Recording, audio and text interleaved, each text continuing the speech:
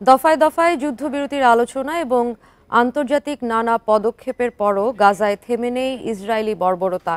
স্থল এবং আকাশপথে চালানো নির্বিচার হামলায় নিহতের সংখ্যা পৌঁছে গেছে প্রায় ৪৬,০০০-এ, আহত ১,০৯,০০০-এর বেশি।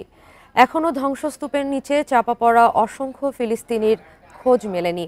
এত কিছুর পরও ইসরায়েলের বিরুদ্ধে গণহত্যার অভিযোগ মানতে নারাজ যুক্তরাষ্ট্র। ১৫ মাসের বেশি সময় ধরে গাজায় নারকীয় ধ্বংসযজ্ঞ চালাচ্ছে ইসরায়েল। হামাস নির্মূলের নামে শুরু হওয়া অভিযান রূপ নিয়েছে জাতিগত নিধনে। ফিলিস্তিনিদের ওপর এই নৃশংসতার দায়ে ইসরায়েলি প্রধানমন্ত্রী বেনিয়ামিন নেতানিয়াহু সহ দেশটির শীর্ষ কয়েকজন নেতার বিরুদ্ধে গ্রেপ্তারি পরোয়ানা জারি করেছে আন্তর্জাতিক অপরাধ আদালত। এত কিছুর পরও থেমে নেই ইসরায়েলি তাণ্ডব।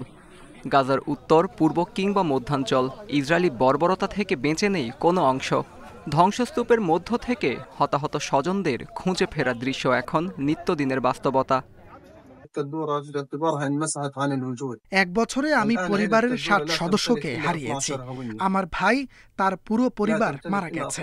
কিভাবে এই শোক কাটাবো কেউ কি বলতে পারে? জাতিসংঘের হিসেবে উপত্যকার ৯০% বেশি ভবন ধ্বংস হয়ে গেছে। মাথা গুঁজতে তাই ধ্বংসস্তূপকেই বেছে নিয়েছেন অনেক বাস্তুচ্যুত পরিবার। তাদেরই একজন ফিলিস্তিনি নারী তাহানি আল্লাহাম। অস্থায়ী বাসস্থান বানাতে ধ্বংসস্তূপ থেকে ইট ও টাইলস সংগ্রহ করছেন তিনি।